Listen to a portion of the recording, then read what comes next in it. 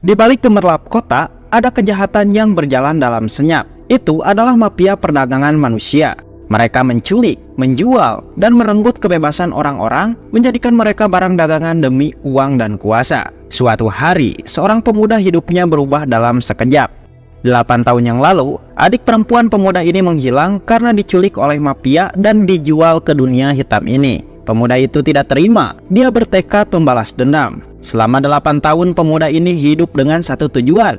Dia mencari tahu tentang mereka dan menyusup ke jaringan mafia. Setiap hari, ia semakin dekat dengan orang-orang yang telah menghancurkan hidupnya. Akhirnya, momen yang ia nanti tiba. Dengan rencana yang matang, pemuda ini memasuki sarang mereka, menghadapi setiap ancaman dengan keberanian. Satu persatu ia menaklukkan mereka tanpa ampun, menghancurkan jaringan kejahatan ini dari dalam. Lalu bagaimanakah keseruan filmnya? Oke, sebelum lanjut siapkan dulu udhu dan kopi kalian, dan inilah filmnya cuy. Di sebuah gudang, terlihat wanita-wanita muda telah disekap dan akan diperjualbelikan organ-organ mereka oleh mafia terbesar Tiongkok bernama Hong Tai.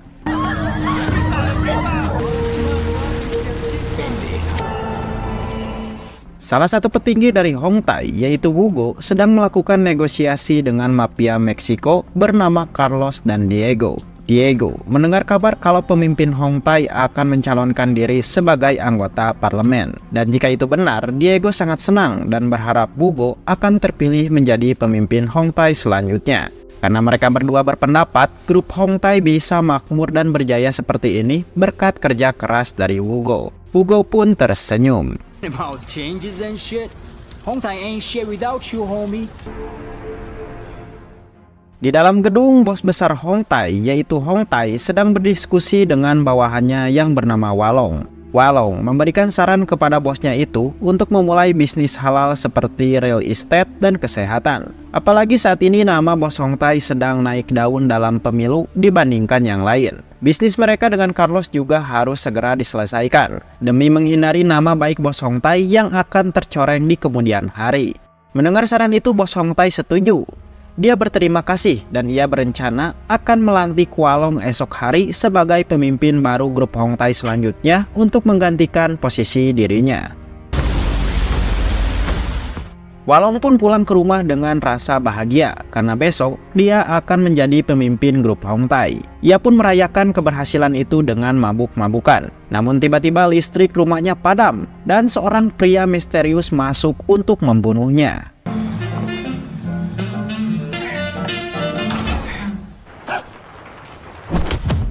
Sementara di kantor kepolisian terlihat banyak masyarakat sedang melakukan demo kepada polisi yang dianggap sangat lamban dalam menyelesaikan kasus penculikan wanita yang telah hilang selama bertahun-tahun. Seorang petinggi kepolisian korup yang sangat korup bernama Direktur Lau menyuruh tangan kanannya bernama Lau Yen untuk mengurusi para pendemo itu. Direktur Lau tidak mau demo-demo ini memberikan dampak buruk bagi bos Hong Tai yang sebentar lagi akan menjabat pemilu. Karena dalam demo itu ada foto bos Hong Tai.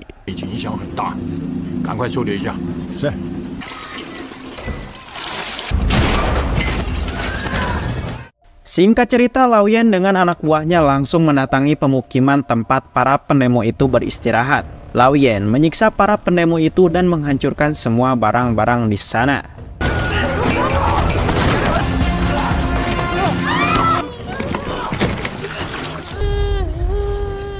Dengan berteriak keras, Lau Yen mengatakan kalau kasus penculikan ini sudah lama diberhentikan dan mereka semua telah dianggap sebagai perusuh karena telah berbuat onar di kantor kepolisian.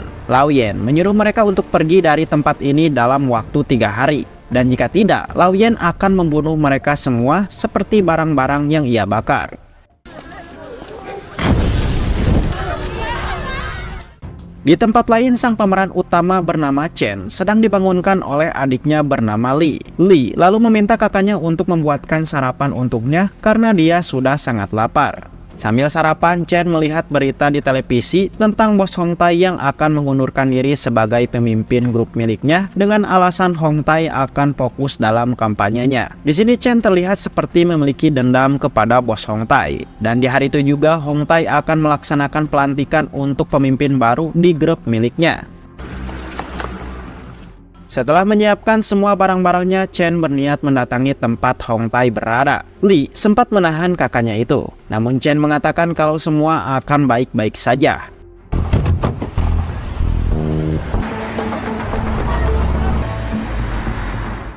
Hong Tai kini telah sampai di kuil dengan ditemani dua orang kepercayaannya bernama Weng Kang dan pria berkacamata bernama Kuan. Putrinya bos Hong Tai yang bernama Siva juga datang ke sana untuk menemani ayahnya tersebut.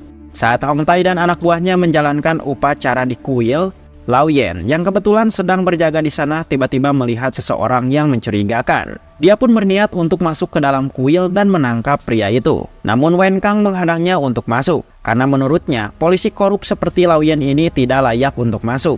Bahkan Wen Kang juga menghina Lao Yan seperti seekor anjing yang selalu menjilat ketika bosnya berada di atas. Mendengar itu Lao Yan marah besar dan memukul Wen Kang.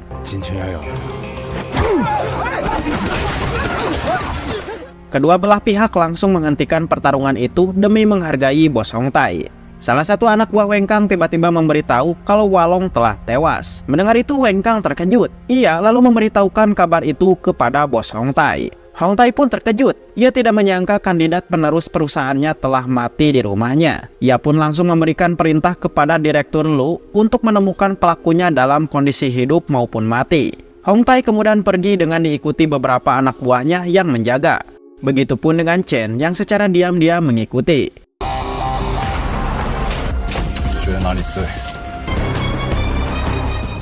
Saat dalam perjalanan, Lao Yan merasa curiga bahwa mereka sedang diikuti oleh salah satu mobil mencurigakan. Dan tiba-tiba mobil milik penjaga bos Hong Tai meledak. Para pengawal bos Hong Tai panik dan segera turun dari mobil untuk melindungi bos Hong Tai. Sementara Chen mulai menerobos masuk dan menghajar semua anak buah bos Hong Tai satu persatu.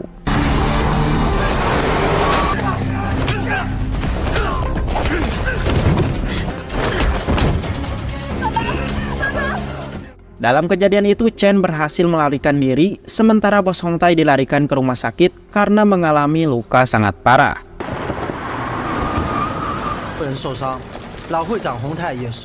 Di kantor polisi, kejadian tadi membuat para polisi korup bayaran bos Hong Tai langsung mengadakan investigasi untuk mencari tahu siapa pelakunya. Mereka lalu menemukan wajah Chen yang berhasil terekam CCTV saat kejadian terjadi.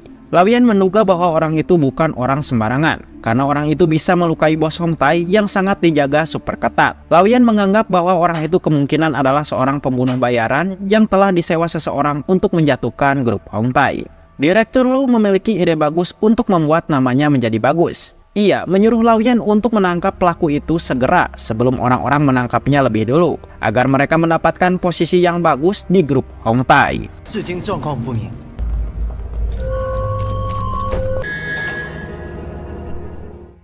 Di rumah sakit, dokter yang telah merawat Hong Tai tiba-tiba keluar dan memberitahu kalau Hong Tai kini sudah membaik. Direktur Low lalu mengirim foto wajah pelaku kepada para petinggi Hong Tai dan juga pelaku pembunuh Walong. Ia juga memberikan pesan kalau pelakunya kemungkinan seorang pembunuh bayaran profesional yang telah disewa untuk menghancurkan grup Hong Tai. Dan orang yang berani melakukannya tidak lain pasti merupakan orang yang ada di dalam grup Hong Tai itu sendiri. Pesan tersebut seketika membuat para petinggi di sana langsung saling menuduh satu sama lain. Lalu Wang menuduh Wugo sebagai dalang dari kejadian ini karena Wugo telah berbisnis dengan mafia Meksiko yang memiliki ambisi untuk menguasai grup Hong Tai. Wugo membantahnya. Lalu Kuan menyuruh mereka berdua tenang karena yang terpenting saat ini adalah menangkap pelakunya terlebih dahulu. Dan setelah itu mencari informasi dari si pelaku mengenai siapa dalangnya. Kuan kemudian mengajak Weng Kang berbicara empat mata dan menebak-nebak siapa dalangnya. Ia menugaskan Weng Kang mencari pelaku itu lebih dulu sebelum ditangkap oleh yang lain, agar mereka bisa mendapatkan informasi siapakah orang yang telah menyewa si pelaku. Tanpa berpikir lama, Weng Kang langsung bergerak dan mulai melakukan pencarian.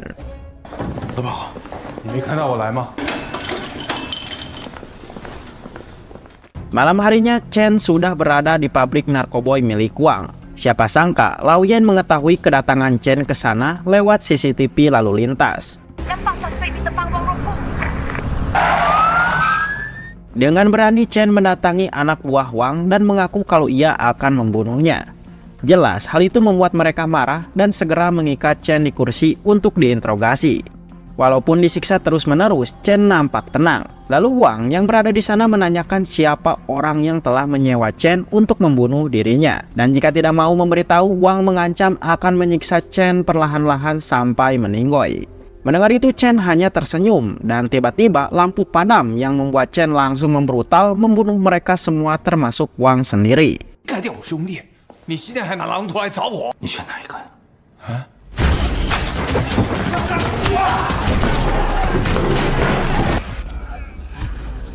Wang Kang dan Lao Yan yang baru datang ke sana tentu saja terkejut. Mereka tidak menyangka orang-orang di sana telah dibantai habis oleh Chen sendirian. Bahkan Wang Kang dan Lao Yan tidak bisa menemukan keberadaan Chen dan Wang yang telah menghilang dari tempat itu.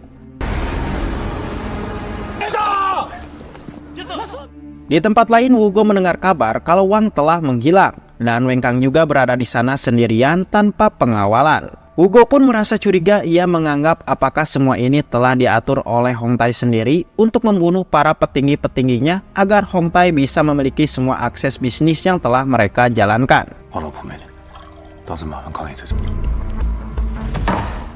Sementara Wang Kang mengabari Quan kalau Wang telah menghilang dari tempatnya. Atas kejadian ini Wang Kang dan Quan menduga kalau mereka berdua akan menjadi target selanjutnya. Wang Kang berpikir kalau Wugo adalah dalang di balik semua ini. Ia pun meminta izin kepada Quan untuk bernegosiasi dengan mafia Meksiko agar mau di pihak mereka.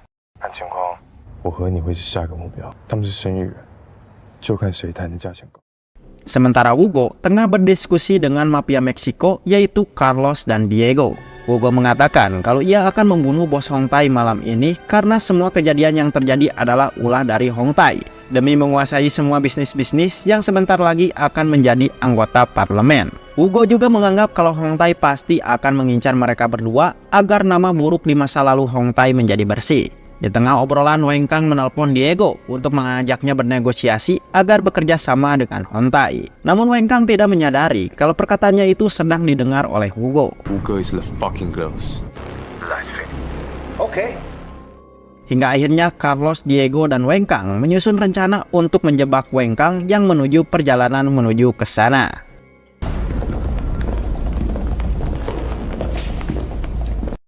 Wugo dan anak buahnya sudah sampai di rumah sakit untuk membunuh bos Hong Tai. Namun ternyata Quan dan anak buahnya sudah bersiap menunggu setelah mengetahui Wugo akan datang ke rumah sakit untuk membunuh bos Hong Tai.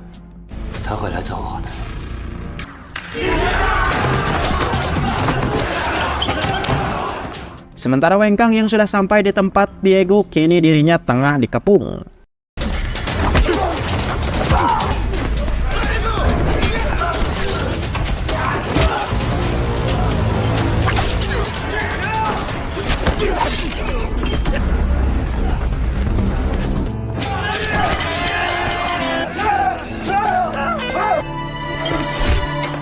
Dalam pertarungan itu, Quan berhasil menusuk Wugo hingga tewas. Quan teringat dengan kenangan manis saat dulu bersama-sama.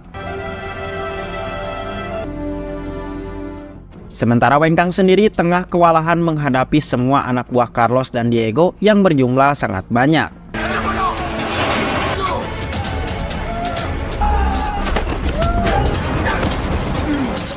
Di tengah pertarungan, Lao Yan dan beberapa anak buahnya datang untuk menyelamatkan Wang Kang. Lao Yan langsung menangkap Carlos dan semua anak buahnya itu.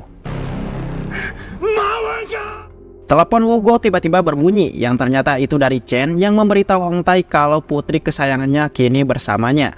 Hong Tai pun panik dan meminta Chen untuk melepaskan putrinya. Ia akan memberikan semua apapun keinginan Chen. Chen menjawab kalau ia hanya menginginkan hati yang dimiliki putrinya itu. Kemudian Chen melepaskan ikatan tali dari tangan Sifa agar Sifa bisa makan hasil buatan Chen.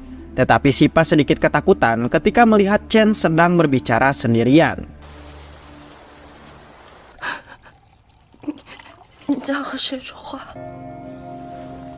Lalu Chen mengatakan kalau ia sedang berbicara dengan adik perempuannya. Dia sangat cantik, bahkan saat kecil para orang tua ingin sekali mengadopsinya. Chen dan adiknya yaitu Li tumbuh dewasa tanpa asuhan dari orang tua, karena orang tua mereka telah meninggal akibat kecelakaan. Namun mereka berdua tetap menjaga satu sama lain dan tumbuh bersama. Suatu hari, Li ingin memberikan kakaknya sebuah motor baru karena mengingat motor kakaknya sudah tua dan sering mogok. Setelah lama menabung, uang milik Li ternyata masih belum cukup untuk membelikan motor baru. Dari tempat itu, Li tidak sengaja melihat ada program donor darah yang akan memberikan uang sangat banyak bagi si pendonornya. Tanpa berpikir lama, Li langsung mengikuti kegiatan itu, dan uangnya bisa ia gunakan untuk membeli motor baru untuk kakaknya. Saat di rumah, Chen sangat senang. Ia tidak menyangka adiknya memberikan motor baru untuknya. Chen berjanji kalau ia akan berusaha lebih keras lagi untuk mewujudkan cita-cita adiknya menjadi seorang perawat. Malam harinya ketika Chen akan menjemput adiknya, tiba-tiba para preman datang dan menculik Li. Chen mengikuti kemana arah mobil itu pergi, dan sampailah dia ke tempat gudang grup Hongtai berada. Terungkaplah fakta kalau donor darah yang Li lakukan sebelumnya ternyata telah digunakan mereka untuk mengambil data-data Li, dan kemudian mereka mencangkokkan hati Li ke tubuh Sipa yang saat itu sedang dirawat. Chen tidak bisa berbuat apa-apa karena dia belum bisa bela diri untuk menyelamatkan adiknya itu. Bahkan dia sendiri hampir mati akibat dihajar habis-habisan oleh penjaga grup Hongtai.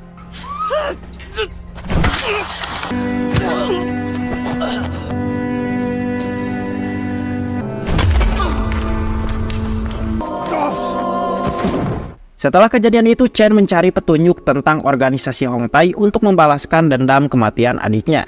Dan sudah 8 tahun lamanya, Chen menemukan fakta-fakta tentang bisnis dari organisasi Hongtai, yang ternyata mereka melakukan perdagangan narkoboy, manusia, dan penjualan organ. Maka dari itu, Chen berambisi untuk membabat habis semua petinggi-petinggi grup Hongtai. Chen kemudian berada di kantor polisi. Ia ternyata menyerahkan diri kepada polisi. Terlihat Carlos juga tengah dibebaskan oleh seseorang dari penjara. Lao Yan lalu menginterogasi Chen untuk mencari tahu siapa orang yang telah menyewa Chen. Dengan tatapan dingin, Chen menjawab kalau ia tidak mau berbicara, apalagi harus berbicara kepada anjing penjilat seperti Lao Yan. Mendengar itu jelas membuat Lao Yan murka dan langsung menghajar Chen secara brutal.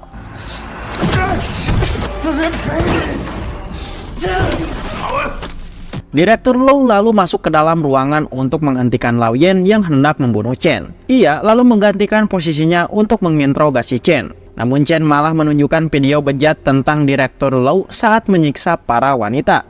Tentu saja Direktur Lou terkejut. Ia tidak menyangka Chen memiliki video itu. Jika Direktur Lou tidak mau videonya tersebar ke publik, maka dia harus mengantarkan Chen pulang ke rumah untuk mengambil video aslinya. Singkat cerita, sampailah mereka ke rumah Chen. Di sana, Chen ternyata telah menyiapkan jebakan dengan Wang yang ternyata telah disekap di sana selama ini. Chen menggunakan Wang dengan Direktur Lou agar saling membunuh satu sama lain.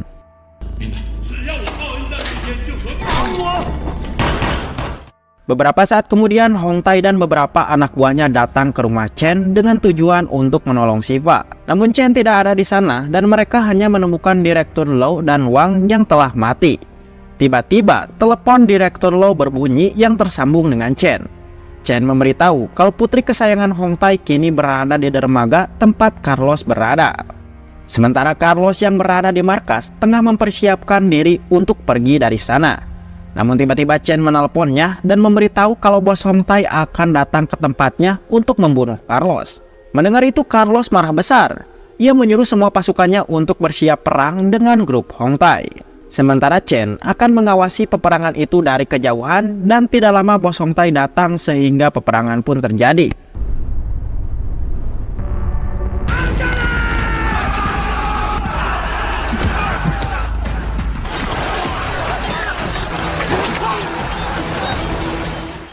Hongtai yang melihat keberadaan Chen segera mengikutinya. Namun Hongtai dibuat terkejut ketika melihat Lao Yan dan Wang Kang ternyata merupakan temannya Chen. Disinilah terungkap fakta kalau Wang Kang dulunya merupakan teman masa kecil Chen dan Li saat di panti asuhan. Mereka bertiga tumbuh bersama dan menjalani hari-hari dengan senyuman. Namun saat kematian Li, tawa mereka berubah menjadi dendam.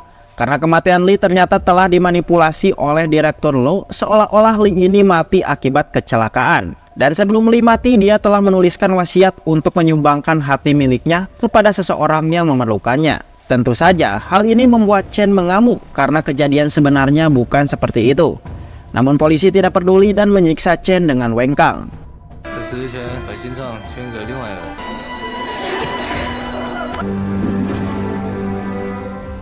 Di saat itu Lao Yan menghampiri mereka berdua.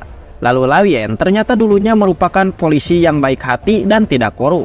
Saat itu mentornya memiliki bukti kuat tentang keterlibatan Direktur Lo dengan grup Hong Tai. Mentornya memberikan pesan jika suatu hari terjadi sesuatu kepadanya, maka Lao Yan harus bergerak dengan caranya sendiri untuk menyelesaikan kasus ini. Dan benar saja, saat Lao Yan berada di kantor polisi, ia mendapatkan kabar mengejutkan kalau mentornya itu kini telah mati akibat kecelakaan. Lao Yan pun menduga bahwa kecelakaan itu telah direncanakan oleh Direktur Lo. Maka dari itu ia memilih menjadi polisi korup dengan cara memberikan barang bukti pemberian mentornya kepada Direktur Lo agar Lao Yan mendapatkan kepercayaan darinya. Kemudian Lao Yan mengajak Chen dan Wengkang untuk bekerja sama dengannya menyelesaikan kasus ini. Dia tidak bisa bergerak sendiri karena yang dia lawan adalah para pejabat korup, polisi, dan grup Hong Tai.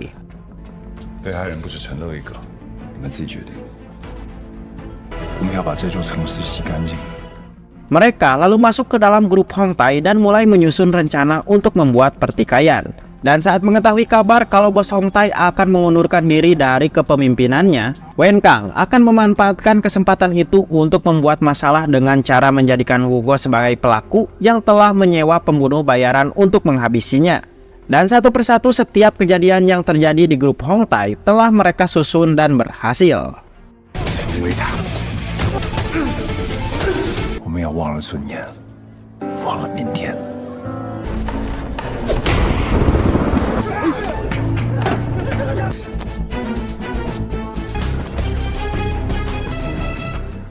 Hong Tai yang mengetahui itu terkejut dan ia meminta mereka untuk menghukum dirinya saja dan melepaskan putrinya. Namun permintaan maafnya ditolak. Chen lalu melemparkan sebuah kotak yang berisi hati milik putrinya. Hong Tai pun menangis karena putrinya telah dibunuh oleh mereka. Wengkang lalu berniat membunuh Hong Tai di saat itu juga. Namun Lao Yan menghentikannya karena bukti-bukti kejahatan Hong Tai sudah mereka miliki. Jadi biarkan saja Hong Tai dipenjara.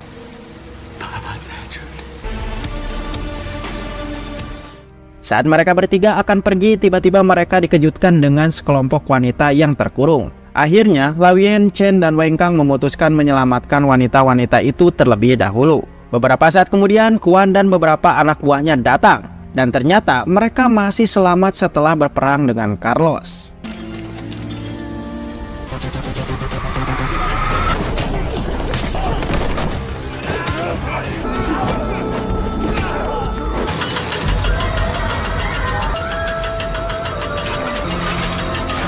Di tengah derasnya hujan, Lao Yan berusaha menahan para wanita itu agar tidak tenggelam. Sementara Wengkang dengan Kuan terlihat saling membunuh yang membuat Wengkang harus mati.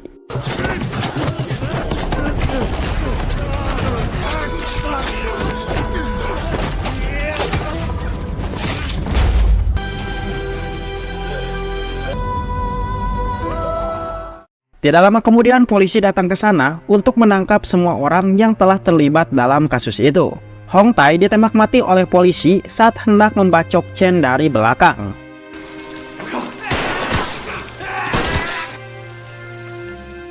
Hingga akhirnya Chen dan Lao Yan ditangkap polisi dan akan diberi hukuman atas tindakan mereka. Masyarakat di sana berterima kasih dan memberikan dukungan kepada Chen dan Lao Yan karena telah mengungkapkan kasus ini. Dan film pun tamat. Mantap.